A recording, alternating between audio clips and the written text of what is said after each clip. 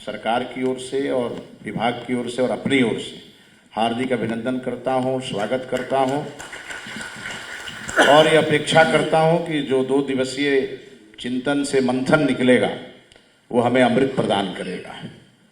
माननीय मुख्यमंत्री जी, शिक्षा में विभाग के इस कार्यशाला के लिए जब हमने आपसे चर्चा की थी तो आपने प्रथम दृष्टया ही इसकी अनुमति दी थी। इसके लिए मैं आपका हृदय से आभार व्यक्त करता हूं। अभी हमारे मुख्य सचिव महोदय का बहुत सारगर्भित उद्बोधन हम सबको प्राप्त हो रहा था और जिस प्रकार से उन्होंने, चूंकि उनके पारिवारिक पृष्ठभूमि शिक्षक की रही है और जिस प्रकार से उन्होंने अपनी संवेदनाओं को हमारे समक्ष रखा, हमें विश्वास है कि इस चिंतन शिविर से जो विषय निकल कर के सामने आएंगे और जब वो मुख्य सचिव के टेबल पर जाएंगे तो निश्चित रूप से उसकी भी स्वीकृति माननीय मुख्यमंत्री जी के माध्यम से वो जल्दी कराएंगे। इस बदलती दुनिया के बीच हमारे सामने एक बुनियादी प्रश्न है, क्या भविष्य की शिक्षा केवल तकनीकी सिखाएगी या ऐसे मनुष्यों का निर्माण करेगी जो तकनीकी का विवेकपूर्ण और मानवीय उपयोग कर सकें? और इस प्रश्न का उत्तर भी हमें इस चिंतन शिविर से खोजना है। जब हम भारतीय ज्ञान परंपरा की बात करते हैं तो उद्देश्य केवल सूचना या ज्ञान नहीं, संचय नहीं, बल्कि आपने देखा होगा कि हमारे इस परिसर में विद्या ददाति विनयम की बात कही गई है और जब विद्या ददाति विनयम की चर्चा हम करते हैं तो हमें ध्यान में आता है कि हमारे छात्र जीवन में ये कहीं ना कहीं ये श्लोक हमारे ध्यान में आया होगा और तब विद्या ददाति विनयम विनयाद्याति पात्रताम पात्र त्वाद न मातनोति धर्मा धर्म तथा सुखम धना धर्म तथा सुखम। विद्या विनय देती है, विनय से पात्रता, पात्रता से योग्यता और योग्यता से जीवन की सार्थकता आती है। आज जब हम आर्टिफिशियल इंटेलिजेंस हमारे लिए कुछ ही क्षणों में उत्तर उपलब्ध करा सकता है, तब हमारी शिक्षा व्यवस्था का प्रश्न यह नहीं होगा कि बच्चे को उत्तर पता है या नहीं। इसलिए आज हमारी चुनौती और बड़ी हो गई है। क्या बच्चा सही प्रश्न पूछना जानता है? क्या वह सूचना और ज्ञान में अंतर समझता है? क्या वह टेक्नोलॉजी का उपयोग कर सकता है? लेकिन टेक्नोलॉजी का दास नहीं बनना चाहिए और इसीलिए जब हम अपने ज्ञान का उपयोग समाज के कल्याण के लिए करते हैं, जब हम भविष्य की शिक्षा केवल हमें इंटेलिजेंट चिल्ड्रन नहीं बनाता बल्कि wise, responsible, compensate and capable citizen तैयार करता है, तब हमारी शिक्षा की सार्थकता हमारे ध्यान में आती है। हमारी शिक्षा व्यवस्था में नॉलेज के साथ विजडम, टेक्नोलॉजी के साथ एथिक्स, इंटेलिजेंस के साथ ह्यूमैनिटी एंड अचीवमेंट के साथ रिस्पॉन्सिबिलिटी का समन्वय होना चाहिए और इस प्रकार से शिक्षा व्यवस्था को हमें स्थापित करना है।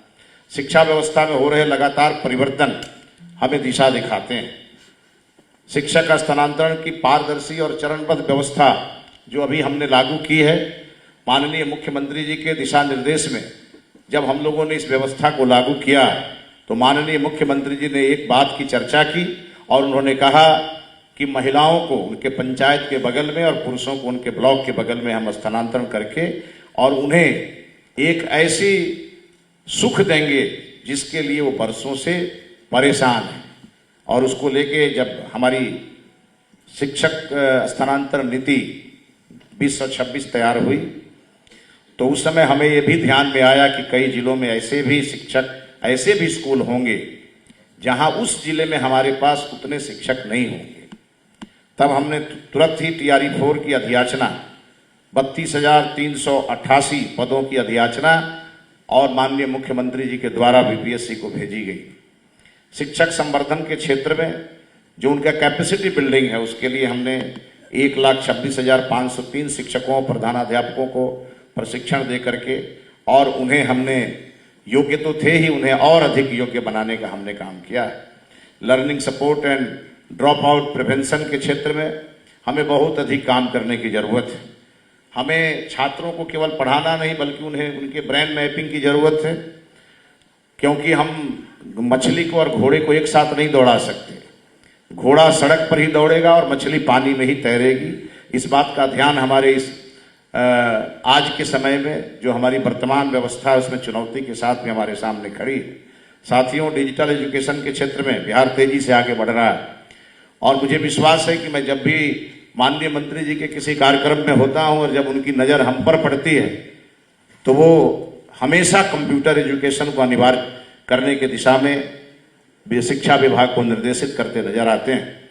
हम सभी सौभाग्यशाली हैं कि वर्तमान परिस्थिति में हमें ऐसे मुख्यमंत्री आदरणीय सम्राट चौधरी जी का सानिध्य प्राप्त है कि जब हम कोई विषय लेकर के आते हैं तो उनके मन में उसकी परिकल्पना पहले से ही स्थापित होकर के और उसे आगे बढ़ाने की दिशा में उनका मार्गदर्शन हमें मिलता रहता है। बिहार स्कूल लाइव क्लासेज के माध्यम से जेईई और नीट जैसी परीक्षाओं के लिए निःशुल्क ऑनलाइन कोचिंग की शुरुआत की गई है और हमें लगता है कि शायद बिहार प्रथम राज्य होगा जहां हम लोगों ने ऐसी व्यवस्था शुरू की है। पीएम ई एंड विद्या के अंतर्गत कक्षा 1 से 12 तक के पाठ्य पुस्तक आधारित लगभग 106 ई एंड कंटेंट और वीडियो तैयार किए गए हैं। मैथिली और बजिका जैसी भाषाओं में भी एजुकेशनल कंटेंट तैयार किया गया है। ये हमारे लिए विशेष रूप से महत्वपूर्ण है। टेक्नोलॉजी का अर्थ केवल इंग्लिश कंटेंट नहीं, टेक्नोलॉजी तब इंक्लूसिव बनती है जब वह बच्चे की भाषा में उसके पास पहुंचे और इसीलिए हमारी राष्ट्रीय शिक्षा नीति में ये कहा गया है कि 1 से 5वीं कक्षा तक हमें लोकल लैंग्वेज में पढ़ाना है। लोकल लैंग्वेज में हम पढ़ाएंगे तो हमारी जो बिहार की कई ऐसी भाषाएं हैं जिन भाषाओं से हमारी युवा पीढ़ी कटते जा रही है और वो भाषा नहीं हमारी समृद्धि का आधार है, हमारी पहचान है, इसलिए हम उसे नहीं छोड़ सकते। इसीलिए हमें भारत सरकार से जो दिशा निर्देश मिले हैं उसे हमने बिहार में अंशतः नहीं पूर्णतः लागू करने का प्रयास किया है। डिजिटल बट लोकल भी, advance but inclusive, modern but rooted. आज हम एआई की बात कर रहे हैं। अभी चीफ सेक्रेटरी बिहार ने हमें एआई के उपयोग के लिए और उसके माध्यम से हमें करेक्ट से ज्यादा करेक्ट बनने के लिए उत्साहित किया है। ये अपने आप में एक बहुत बड़ा परिवर्तन है। कंटेंट डिलीवरी नहीं करता बल्कि लर्निंग गैप्स आइडेंटिफाई करेगा, पर्सनलाइज लर्निंग पाथवे बनाएगा और शिक्षकों को डिसीजन सपोर्ट देगा। लेकिन मैं स्पष्ट कहना चाहता हूं, एआई शिक्षक का विकल्प नहीं बन सकता, रिप्लेस नहीं करेगा। टेक्नोलॉजी शिक्षक को रिप्लेस अगर करेगा तो हमारी शिक्षा व्यवस्था ध्वस्त हो जाएगी और इसीलिए सपोर्ट को रिप्लेस नहीं माना जाए और हमें सपोर्ट की आवश्यकता होगी। हम जरूर सपोर्ट लेंगे, लेकिन हम अपने शिक्षक को टेक्नोलॉजी बेस्ड बनाने का भरसक प्रयास कर रहे हैं और इसे और तेज करेंगे। Real and time education governance हमारे लिए महत्वपूर्ण है। माननीय मुख्यमंत्री जी ने सरस्वती विद्या निकेतन का एक बड़ा प्रयोग बिहार में किया है। हर सरकारें कुछ न कुछ शिक्षा व्यवस्था में कोई न कोई एक नया काम करती है। बिहार ने एक बहुत बड़ा काम करने का तय किया है और माननीय मुख्यमंत्री जी ने 551 मॉडल स्कूल हमें दिए हैं और अभी 142 और आगे हमें मिलने हैं। हमें हो सकता है इससे और आगे बढ़ने की जरूरत पड़ेगी तो माननीय मुख्यमंत्री जी इसकी भी घोषणा करेंगे। लेकिन हमारे लिए आज जिस प्रकार की ये खुशी का पल है कि हम सरस्वती विद्या निकेतन मॉडल स्कूल का संचालन कर रहे हैं, उससे ज्यादा हमारे लिए चुनौती है, क्योंकि वर्तमान शिक्षा व्यवस्था में लोगों की निगाहें उस पर आकर टिक गई है। आज जितने भी यूट्यूबर हैं सहसा उनका ध्यान उधर गया है, मीडिया के भी फोकस में है। इसलिए हमें और सतर्क रहने की जरूरत है और हमें टाइम बाउंड प्रोग्राम बना करके और उसमें जो 21 पॉइंट्स है उसको सभी को हमें तुरंत सॉल्व करने की जरूरत है। हम सभी एक टीम भावना से काम करने वाले लोग हैं। वर्कबुक, यूनिट टेस्ट और टीचर डायरी ये हमारे लिए सबसे इम्पोर्टेंट है। उसे हम यहाँ से जाने के बाद उसे स्थापित करने का हम प्रयास करेंगे। साथियों, इंटीग्रेटेड सॉफ्टवेयर के माध्यम से सरकारी विद्यालयों में शिक्षकों और बच्चों की अनिवार्य उपस्थिति और मुख्यालय स्तर पर कमांड एंड कंट्रोल सेंटर को हमने और सशक्त बनाने का प्रयास किया है। हम प्रति वीक, हर सप्ताह इसकी समीक्षा करते हैं और प्रतिदिन हमारे पास हमारे वर्किंग डे में हमारे टेबल पर इसकी रिपोर्ट रहती है, जो हमने 2 नंबर जारी किए हैं और सभी स्कूलों पर हमने उस नंबर को बड़े बड़े अक्षरों में लिखवाने के लिए आपसे अनुरोध किया है। मुझे जानकारी है कि कई जगह तो वो काम हुए हैं, लेकिन अभी कई जगह वो काम अभी बचे हुए हैं। हम चाहते हैं कि बिहार के एक एक व्यक्ति के पास शिकायत का पोर्टल उपलब्ध रहे, ताकि वो अपनी बात हम तक पहुंचाए और हम उसका समाधान कर पाएं। इसके लिए हमारी व्यवस्था है। हमने अपने कमांड सेंटर से भी 4 नंबर जारी किए, शिक्षकों को लेकर के, छात्रों को, अभिभावकों को, हर प्रकार की किसी भी समस्या के समाधान के लिए उनके लिए बेहतर ऑप्शन है। इसीलिए शिक्षा केवल क्लासरूम नहीं, हमारे भारतीय ज्ञान परंपरा को बढ़ाने का एक बड़ा प्रयास है। और जब हम यहाँ बैठे हैं तो बिहार में लगभग 2 करोड़ बच्चे स्कूलों में हैं और हमारे 6 लाख शिक्षक भी स्कूलों में हैं, और उनका ध्यान हमारे इस पटना में चल रहे चिंतन शिविर की ओर है। हम जब यहाँ से लौटेंगे तो हमारे लिए एक बड़ा टास्क होगा कि जब हम यहाँ से लौटेंगे और जो हम सब मिल करके यहाँ मंथन करेंगे और जो उससे अमृत निकलेगा, उस अमृत का पान हमें अपने छात्रों के बीच और अपने शिक्षकों के माध्यम से कराने की जरूरत महसूस होगी। मित्रों, चिंतन का उद्देश्य यह है विचार को दिशा देना और दिशा को परिवर्तन में बदलना। हमने कहा चिंतन से परिवर्तन और संकल्प से सिद्धि। आप जब एक तरफ महर्षि विश्वामित्र के साथ राम और लक्ष्मण को का चित्र देख रहे होंगे तो आपको ध्यान में आ रहा होगा कि प्रभु श्री राम ने उत्तर प्रदेश को अपने जन्म के लिए चुना, लेकिन बिहार को अपने ज्ञान के लिए चुना। नालंदा जो विश्व के ज्ञान का केंद्र था, आज बिहार को भी विश्व के ज्ञान का केंद्र बनाने की जिम्मेवारी भी हमारे ऊपर है।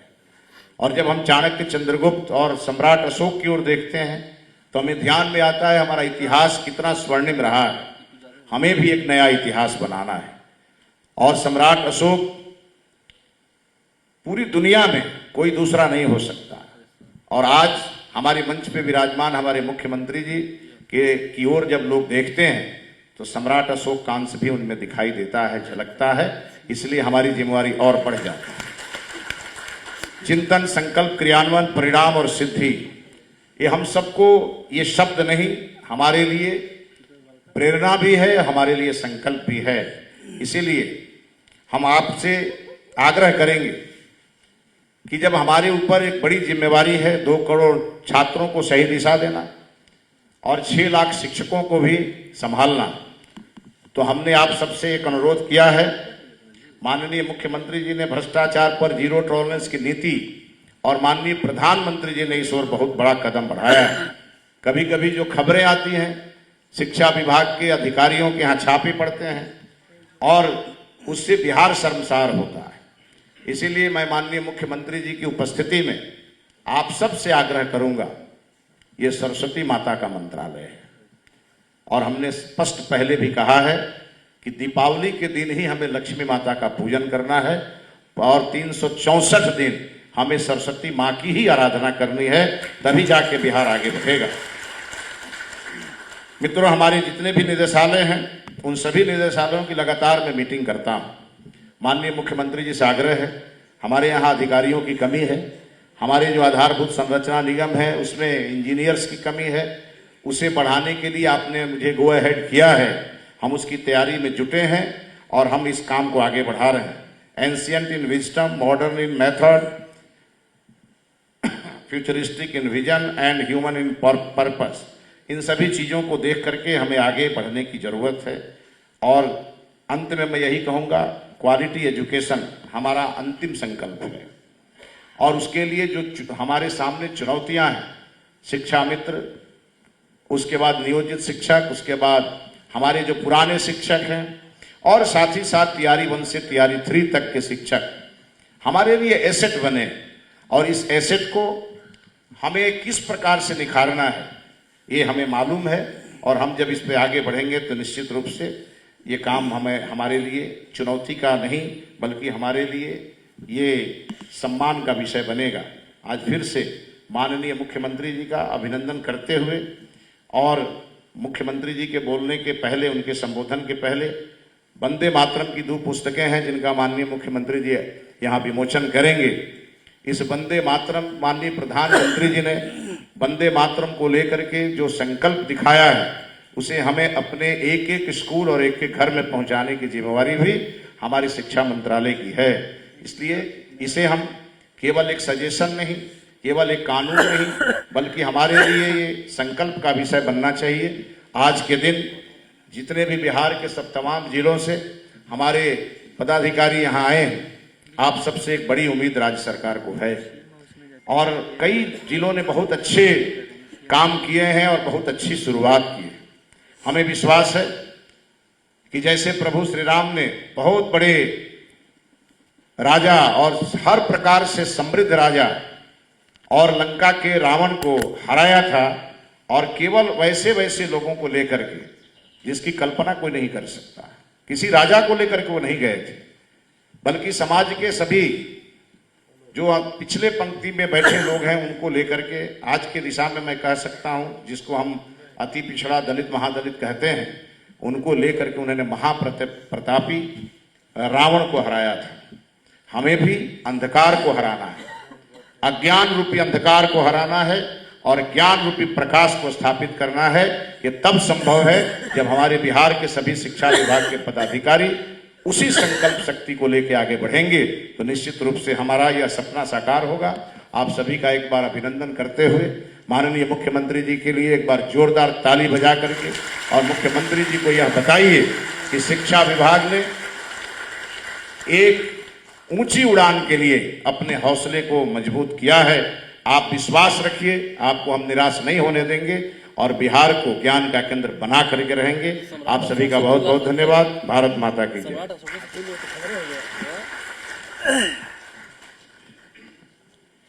चिंतन से परिवर्तन, संकल्प से सिद्धि।